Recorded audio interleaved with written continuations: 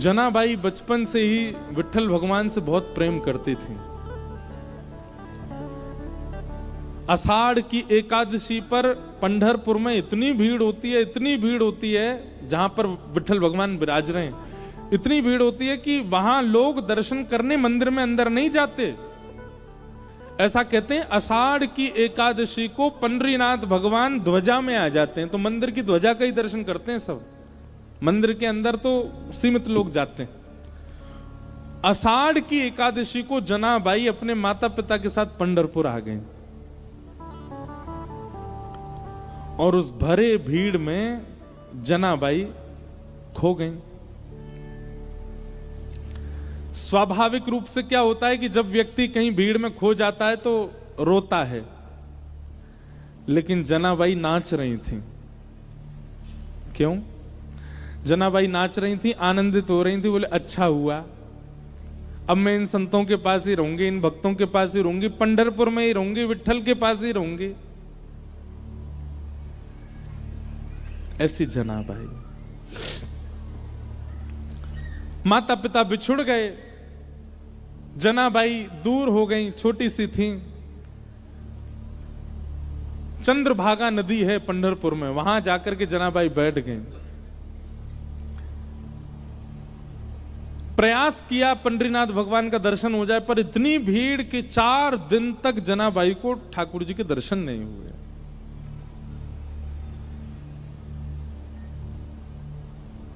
चार दिन तक तो सह लिया, लेकिन 4 दिन बाद जनाबाई रोने लगी और चंद्रभागा तट पर बैठ करके वहां प्रेम से विट्ठल भगवान को कहते हैं विठोवा। क्या कहते हैं? विठोवा। जैसे हमारे यहाँ कान्हा, कनुआ, गोपाल, ऐसे पंढरपुर में विठोवा। रोने लगी जनाबाई, विठोवा कब मिलोगे? विठोवा मुझसे क्यों नहीं मिल रहे हो? विठोवा देखो मैंने सब तो छोड़ दिया आपके लिए, आप क्यों नहीं आ रहे मेरे पास? देखो ना विठोवा, मैं मेला में खो गई, माता पिता मुझसे बिछुड़ गए, मैं फिर भी दुखी नहीं हुई, क्योंकि मुझे पता था आप मिलोगे मुझे, क्यों नहीं मिल रहे हो? इतना रोई कि उनके अश्रुओं का जल बह करके चंद्रभागा जी में जाने लगा। तभी चंद्रभागा जी ने कृपा की और श्री नामदेव जी महाराज को वहां भेज दिया। नामदेव जी पंडरीनाथ भगवान के परम भक्त हुए। मैं ज्यादा विस्तार में नहीं कहूंगा, बहुत बड़ी कथा है, मैं थोड़ी सी एक बस रास बता दूं, रास किसे कहते हैं। नामदेव जी ने देखा छोटी सी बालिका रो रही है, विठोवा कब मिलोगे? विठोवा कब मिलोगे? नामदेव जी उस बालिका से बोले, लाली तुम कौन हो? बोले मेरा नाम जना है। तुम्हारे माता पिता कहाँ हैं? बोले वो तो खो गए, मिले नहीं। तुम्हारा घर कहाँ? बोले मुझे नहीं जाना, मेरा घर पंढरपुर ही है। विट्ठल रुक्मणी ये मेरे माता पिता। और जनाबाई पता क्या कहती थी? मेरे पिताजी रुक्मणी है, मेरी मां विट्ठल है। वो उल्टा बोलती थी। देखो कैसी भावना भक्तों की। वो ठाकुर जी को अपनी मैया बोलती थी। इसीलिए पंढरपुर में विट्ठल भगवान को कहते हैं माउली। क्या कहते हैं? माउली। माउली मतलब मैया। जनाबाई कहती रुक्मणी मेरी पिता हैं और विट्ठल मेरी मैया है। उनका ये भाव सुनकर के नामदेव जी के नेत्र सजल हो गए। कितनी सुंदर भावना। और छोटी सी जनाबाई का हाथ पकड़ करके नामदेव जी, चलो मेरे घर रहना, तुम वहीं चलो। और अपने घर ले आए। नामदेव जी के यहां नियम था, रोज शाम को कीर्तन होता था और उस कीर्तन में अनेक वैष्णव आते थे, चारों तरफ घेर के बैठते। बीच में नामदेव जी बैठ के गाते, मृदंग बजती, कांसे बजते, बढ़िया लोग उछल उछल करके नृत्य करते। लेकिन बहुत ध्यान से सुनिएगा, सबको कीर्तन दिख रहा था, सबको नृत्य दिख रहा था, सबको नामदेव जी गाते हुए दिख रहे थे, लेकिन दूर बैठी जनाबाई देख रही थी। तभी उसने क्या देखा? सुंदर पीतांबरी पहने, मत्स्याकृत कुंडल धारण किए, सुंदर मुकुट धारण है, कमल जैसे नेत्र हैं और अपने कमर पर हाथ धर करके नाचते हुए, नृत्य करते हुए श्री पंडरीनाथ आ रहे हैं। और बीच कीर्तन में उछल उछल करके पंडरीनाथ नृत्य कर रहे हैं। जनाबाई ने जैसे पंडरीनाथ को देखा दौड़ करके भीड़ के बीच में गई। ठाकुर जी उछल उछल के नाच रहे थे। जनाबाई सबको कहती, अरे देखो विठल नाच रहे हैं, देखो विठोबा नाच रहे हैं। अब छोटी बच्ची जान के सब बोले हाँ नाच रहे हैं, पर दिख किसको नहीं रहे थे।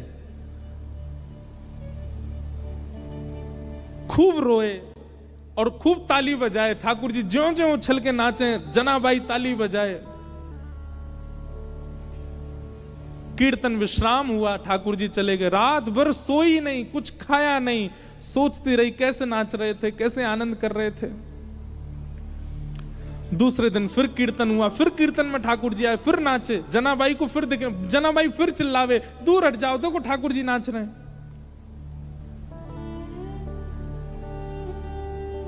4 दिन 5 दिन रोज ठाकुर जी जनाबाई को दिखे।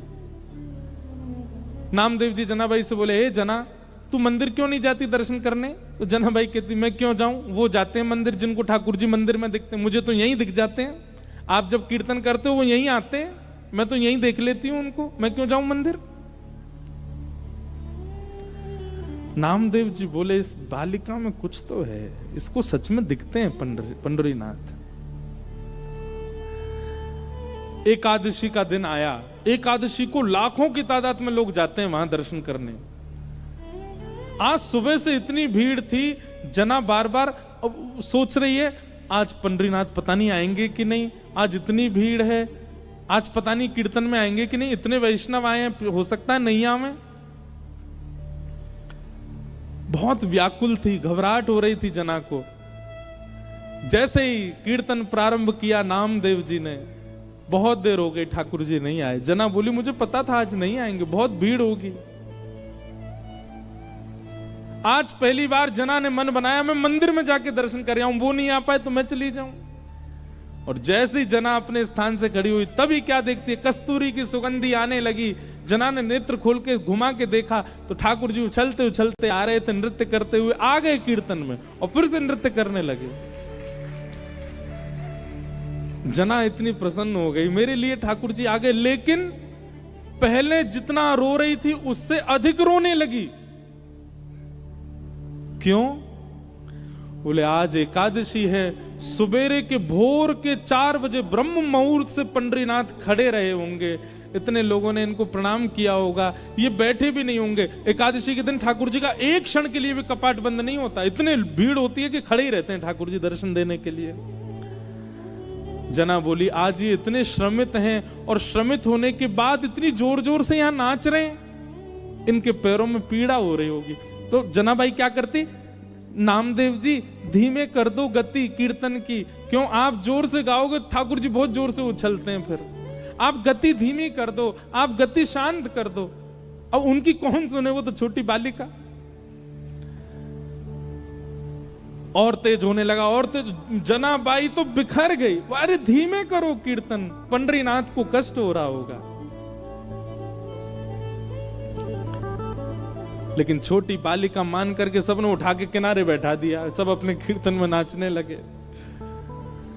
थोड़ी देर बाद जब कीर्तन विश्राम हुआ, आज जना की रुदन में हुंकरियां आने लगी, श्वास रुकने लगी बार बार, और बार बार हृदय पे हाथ रख के बोले, अरे कोई पुजारियों से जाके बोल दो कोई लेप लगा दें, कोई पुजारियों से जाके बोल दो अब मंदिर बंद कर दें, मेरे विठल को, मेरे विठोबा को बहुत पीड़ा हो रही होगी, कोई उनके चरण दबा देना, घी की मालिश कर देना।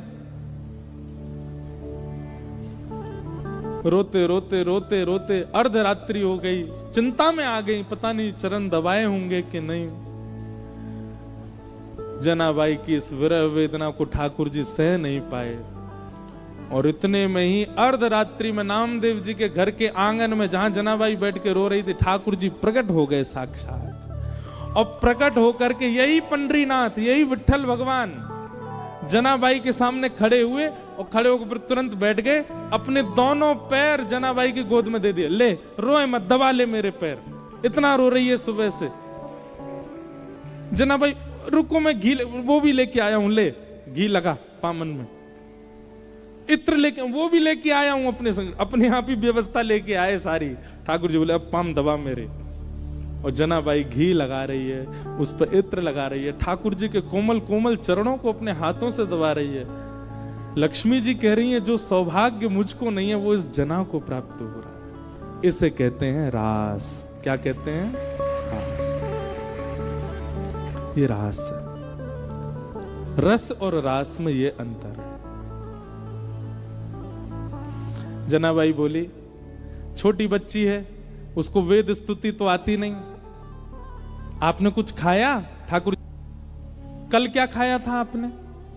ठाकुर जी बोले दाल चावल खाए, पूरन पोली खाई। अच्छा, परसों क्या खाया था? ठाकुर जी बोले दाल चावल खाए, पूरन पोली खाई। बोले रोज एक ही खाते हो आप? ठाकुर जी बोले मंदिरों में यही है, एक ही नियम है, वही बनता है, हर रोज वही पाते हैं हम, उसके अलावा। बोले आपका मन नहीं भरता इससे? बोले भर जाता है, पर क्या करें, ठीक है जैसे सब पवाएं, बढ़िया। तो जनाबाई बोली आपकी आज्ञा हो तो मैं बनाऊं कुछ अलग, कुछ नया आपको पवाऊं। ठाकुर जी बोले अर्धरात्रि को? बोले हाँ मैं बना दूंगी, मुझे अच्छा बनाना आता है। अब सोचो, ये चिंतन की बात है। आधी रात है, सब सो रहे हैं नामदेव जी के घर में, और चूल्हा उठा करके जनाबाई बीच में रख रही है, लकड़ी उठा के ठाकुर जी ला रहे हैं जलाने के लिए।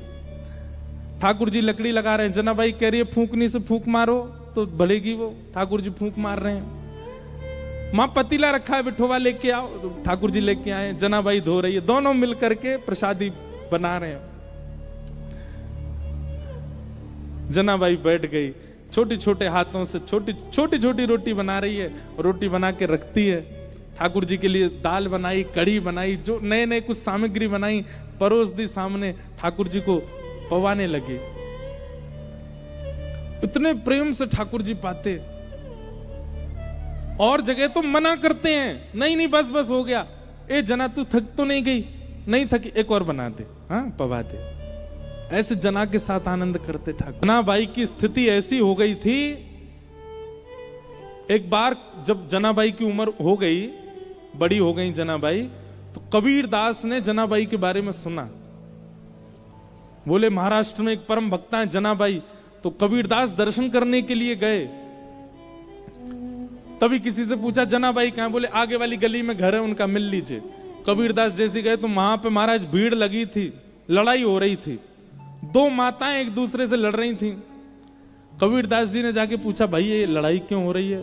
बोले अरे ये जो लड़ रही है ये इसका नाम है जनाबाई, ये दूसरी मैया से इसलिए लड़ रही है, कल कंडे थापे थे ऊपर, कंडे समझते हैं, गोबर के उपले थापे थे, अब उनको निकाल के ले जाने में अभी जनाबाई कह रही है कि ये अपने कंडों के साथ मेरे कंडे भी ले गई है। अब लड़ाई इस बात की हो रही है कि वो सामने वाली कंडे दे रही है और जनाबाई कान से लगा करके फेंक देती है, बोली ये मेरा नहीं है, मेरा वाला दो। और बोले कंडे में भी मेरा तेरा क्या होता है? कबीरदास बोले कान से क्यों लगाती है? कबीरदास बोले ए जना सुनो, कंडे ही तो हैं गोबर के, कोई भी उठा ले, वो दे तो रही है सामने वाली, ले जाओ। बोले नहीं मेरे चाहिए। बोले तेरे उस पर कुछ लिखा है क्या? कुछ? बोले लिखा नहीं है। जिस कंडे को कान पे लगाने से विठोवा विठोवा विठोवा विठल विठल ध्वनि आने लगे, समझो वो मेरे हैं, बाकी सारे इसके। कबीरदास बैठ गए वहां पर। बोले भैया किसी के मुख से नाम निकलता है, किसी के रों से नाम निकलते, पर इनके स्पर्श से जड़ वस्तु में से नाम निकलता है। कबीरदास स्वयं बीनने लगे, कंडा उठा, नहीं नहीं ये जना का नहीं है, फेंको। ए जना देखिए तेरा, इसमें से विठोबा आ रहा है। कबीरदास बीन के लाए। ऐसी जनाबाई। तो रास का मतलब क्या है?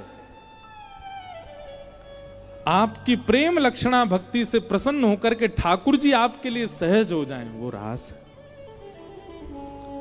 हम सब कथा किस लिए सुन रहे हैं? हम सब नाम जप क्यों कर रहे हैं? हम सब सारी स्थितियों में क्यों हैं? ताकि कभी हमको रास का अनुभव हो। भगवान ने सब गोपियों को आश्वासन दिया कि हम शरद पूर्णिमा की रात्रि पर आपके साथ रास करेंगे। आज शरद पूर्णिमा की रात्रि प्रकट हुई, सब गोपियां विचलित हो गईं। आज तो ठाकुर जी ने हमको बुलाया था, तभी ठाकुर जी ने अधर पर वेणु रख करके जैसे रव करना प्रारंभ किया, वो ध्वनि गोपियों के कानों में स्वर के रूप में नहीं जा रही है, शब्द के रूप में जा रही है। चल गोपी जल्दी कर, कन्हैया तेरी बाट निहार रहे हैं। बंधुओं, ये गोपियां कौन हैं? ये कोई स्त्रियां नहीं है, ये युगों से कृष्ण प्राप्ति के लिए भजन कर रहे सब ऋषि महर्षि हैं। द्वापर में राम जी की इच्छा से गोपी बन के आए हैं, अब वो इच्छा क्रम बड़ा, ये सब गोपी बन के आए। ये सब गोपियां युगों युगों से तपस्या कर रही हैं ठाकुर जी की प्राप्ति के लिए। आज ये सब गोपियां जैसे ही वेणु रव सुनती हैं, दौड़ी हैं अपने घरों से ठाकुर जी से मिलन के लिए।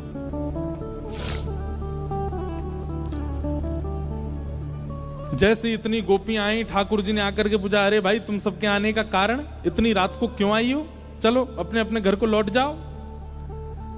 गोपियां नहीं लौटी, बल्कि ठाकुर जी को हम क्यों आई हैं इसका प्रमाण देने लगी। इसको प्रणय गीत कहते हैं, बहुत सुंदर है। उन्होंने प्रणय गीत गाया। इस प्रणय गीत के भाव से ठाकुर जी रीझ गए और गोपियों के संग रास करने लगे। रास का मतलब एक एक गोपी को ठाकुर जी ऐसे मिल रहे हैं जैसे उसको कितने दिनों से जानते हैं। उसके सामने जाती गले में गलवैयां डालते हैं और ठाकुर जी कहते कहा लाइए मेरे काजे। और वो गोपी विश्वास नहीं कर पाती है कि ठाकुर जी उसके गले में गलवैयां डाल करके उससे पूछ रहे हैं। अब वो गोपी अपने घर की सामग्री देती है, बोले अरे तू तो बहुत बढ़िया बना के लाई है। फिर दूसरी गोपी के पास जाते हैं, अरे गोपी चल मेरे संग नृत्य कर ले, उसके संग नाचने लगते हैं। फिर तीसरी गोपी के पास जाते हैं, अरे तो इतने पसीना काहे को आ रहे हैं, अपने ही पटका से पहुंच देते हैं। मतलब लेकिन बिना गुरु निर्देश के ठाकुर जी मिल गए, बिना गुरु आज्ञा के ठाकुर जी मिल गए, बिना गुरु कृपा के ठाकुर जी मिल गए। इसलिए वह हुआ जो नहीं होना चाहिए था। इतनी सहजता ठाकुर जी की हुई कि गोपियों के चित्त में मान आ गया। और जैसे ही गोपियों के चित्त में मान आया कि हम तो बड़ी सुंदर हैं, ये हमारे रूप पे मोहित हो गए, ठाकुर जी उन सब गोपियों के बीच से अंतर्ध्यान हो गए। और जैसे ही ठाकुर जी अंतर्ध्यान हुए, सब गोपियां विचलित हो गईं, व्याकुल हो गईं।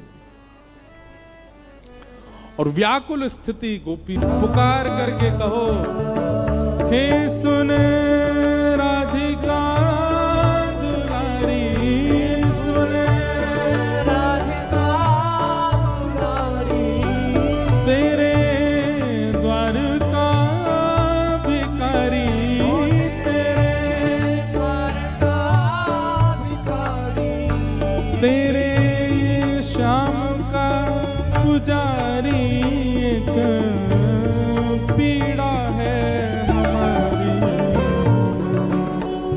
श्याम ना मिला हमें, श्याम ना मिला हमें, श्याम ना मिला हमें,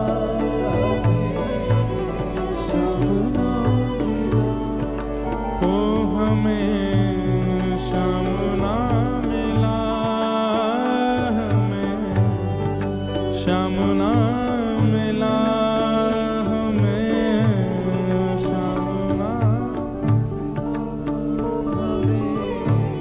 श्याम ना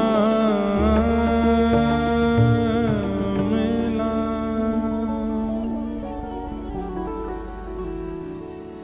सब गोपियों ने किशोरी जी के चरणों में प्रार्थना करते हुए गोपी गीत गाया। और उस गोपी गीत के भाव में ठाकुर जी को पुकार रही हैं, दैत दृश्यताम दिक्षु तावका स्त्वै धृता सवस्त्वाम विचिन्वते। हे हमारे दैत सखा, हे हमारे प्राण जीवन धन श्याम सुंदर, आप प्रकट हो जाओ। ठाकुर जी अंतर्ध्यान क्यों हुए हैं? क्योंकि गोपियां आ गई हैं। लेकिन किशोरी जी की कृपा के बिना, ये किशोरी जी कौन है? गुरु। गुरु कृपा के बगैर यदि भगवत प्राप्ति हो गई तो ठाकुर जी अंतर्ध्यान हो सकते हैं। क्यों? क्योंकि गुरु ही तो बताएंगे कि ठाकुर जी आए तो वो कैसे डट कर के रुकें, वो कैसे आपके ही होकर के रहें, ये गुरु ही तो बताएंगे। और जब ठाकुर जी अंतर्ध्यान हो गए तब गोपियां किशोरी जी की शरण में गईं और किशोरी जी की कृपा से गोपी गीत गाया, जिस गोपी गीत से ठाकुर जी पुनः प्रकट हो गए। कि ताशामाभिर्भूत सौरी स्मयमाय मुखाम्भुज पीतांबरधरश्रगवे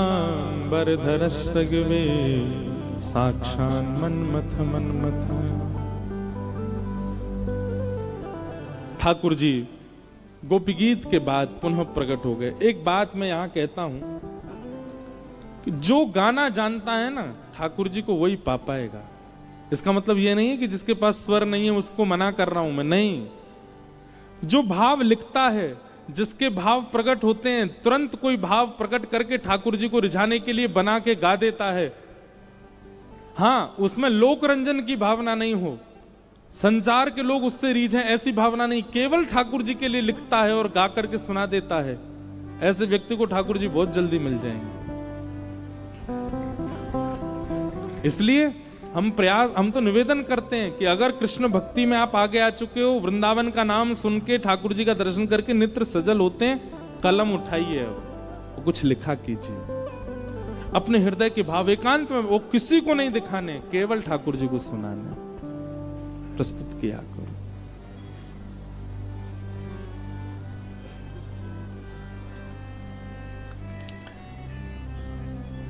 गोपियों के बीच ठाकुर जी प्रकट हो गए और अब की बार भगवान प्रकट जैसे हुए, गोपियों ने हाथ पांव सब पकड़ लिए, बोले अब नहीं जाने देंगे। भगवान बोले हम नहीं जा रहे, आप सबको मान हुआ था इसलिए गए थे, अब आप मान रहित हो गई हैं, अब हम आपके संगी रहेंगे और हम एक कृष्ण अनेक गोपी नहीं रहेंगे, अब हम अनेक रूप धारण कर लेंगे।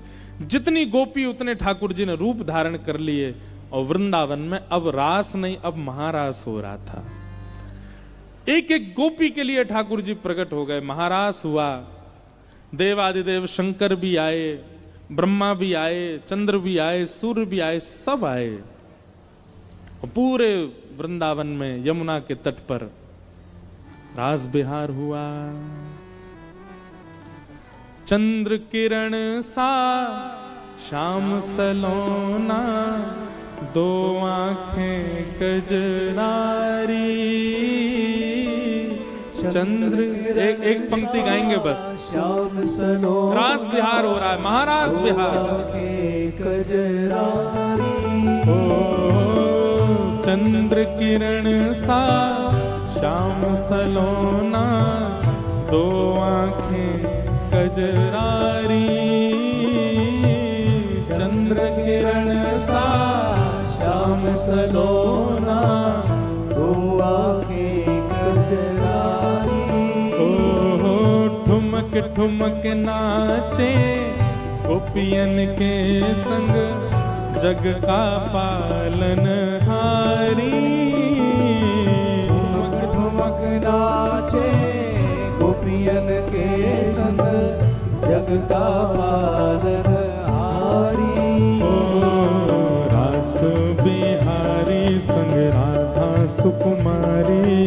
रास बिहारी संग राधा सुकुमारी। रास बिहारी संग राधा सुकुमारी। रास बिहारी संग राधा सुकुमारी। ओ ब्रज में विराज रे, श्याम संग राधा नाचे रे। श्याम संग राधा नाचे। ओ श्याम संग राधा नाचे। ओ श्याम संग राधा नाचे। राधा नाचे, कृष्ण नाचे, नाचे गोपी जन। राधा नाचे, कृष्ण नाचे, नाचे गोपी जन। क्योंकि मन मेरा बन गया सखीरी, पावन वृंदावन मेरा बन गया सखीरी,